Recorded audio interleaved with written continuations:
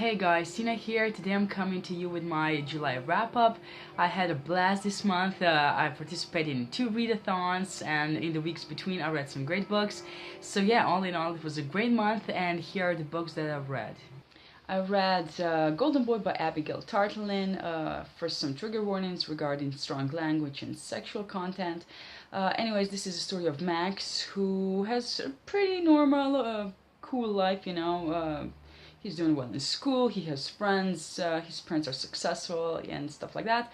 And yes, but in fact he is intersex, which means that he's neither fully a girl or fully a boy, but he does identify as a male. And stuff happens, and we get to see how he responds to that, how his family and friends react. And I think it's a really interesting book because I've never read any books where the lead character is intersex, or I don't think I've ever heard of a book that deals with this content. I really liked it. There are a few infodumps, but I think that's because this is not like just literary. It's kind of educational as well, so I didn't really mind that. And it tells you more about this intersex thing, because normally we do not really get to learn much about it, in school or anywhere else, if you don't go looking for it exactly. So yeah, and I really liked it. I like the characters. There are very different reactions that we get to see to people realizing, finding out that he's intersex, to his parents dealing with this issue, with him dealing with this issue. So it was a really good read, and I'm so happy that I finally read it, because I've had it for like a year, and I was really scared that I'm gonna be crying all the time, and it was really emotional, but it was good, really, it was good, and I recommend it to anyone who's interested in this topic, or who just wants to broaden, their horizons by learning something that they didn't know before. I just finished rereading The Golden Specific by S.C. Grow. This is book 2 in Maker Trilogy, which is a middle grade trilogy about this girl called Sophia Timms, who lives in a world where this great disruption happened, and now the worlds, the continents, and even parts of the continents are divided into different time periods. So, Boston lives in the 1800s, there are parts of the world that are in the ancient, times, some parts are in the future, and map making is a really big deal in this world, and her uncle, Shadrach Eli, is this world-renowned map maker, and Sophia is also learning how to be one. Her parents were also travelers, but they have disappeared some 10 years ago. No, less than that, but still some time ago anyways, and she's really trying to find them, which is the story of these books. So in this one, the search continues. The characters that we met in the previous book kind of go on their separate adventures, and we meet a bunch of new characters which were so very interesting and intriguing and likable, and I really love this book more than the first one, I have to say. We get to explore more of the world, and there's some politics and stuff like that. And I really like it. Sophia is a great character. She's young, but she's very proactive. She's not patient, and she does stuff on her own, not waiting for people to necessarily help her, and she's very resourceful, and I really like that about her. And this was a great installment. I already have the third book, but it will have to wait after Bibilothon for me to get to it, and I cannot wait to see how this story ends, and I really recommend this book to anyone who likes this kind of books. Yeah. I finished reading Seducing Simon by Maya Banks. I never tried any of her books, but I see them all, and they're supposed to be like super steamy or something, I don't know.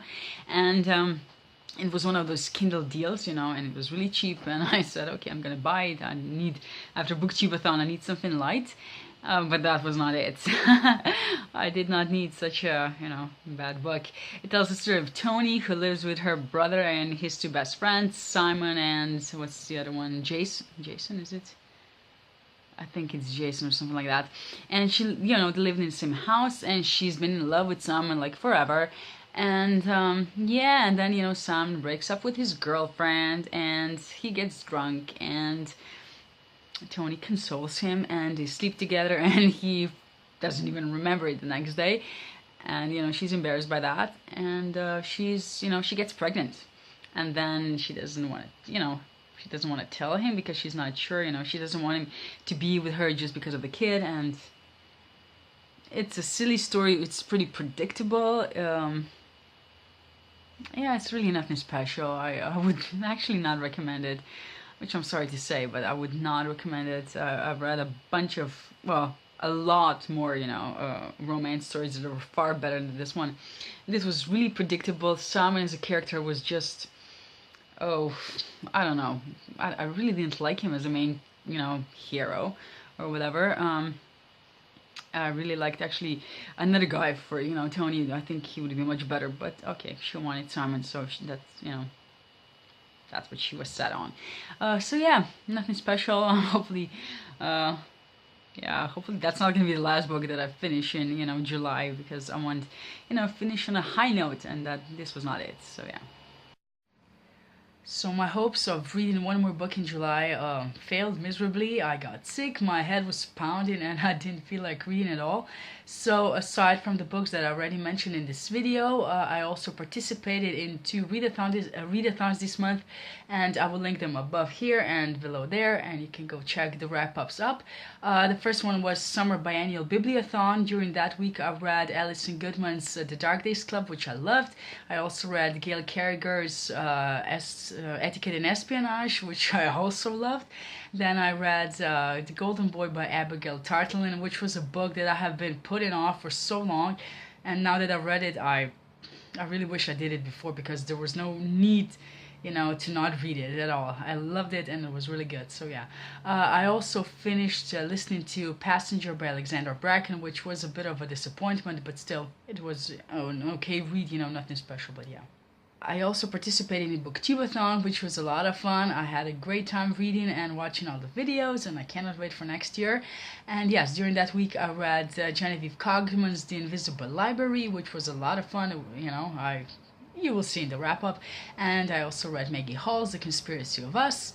Then I, you know, read and finished a graphic novel which I haven't done in ages, and that was Brandon Sanderson's White Sand.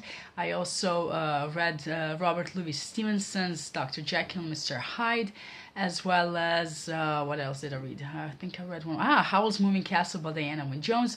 I read the book, and I also watched the movie, which was a lot of fun as well. And yes, that was the end of July.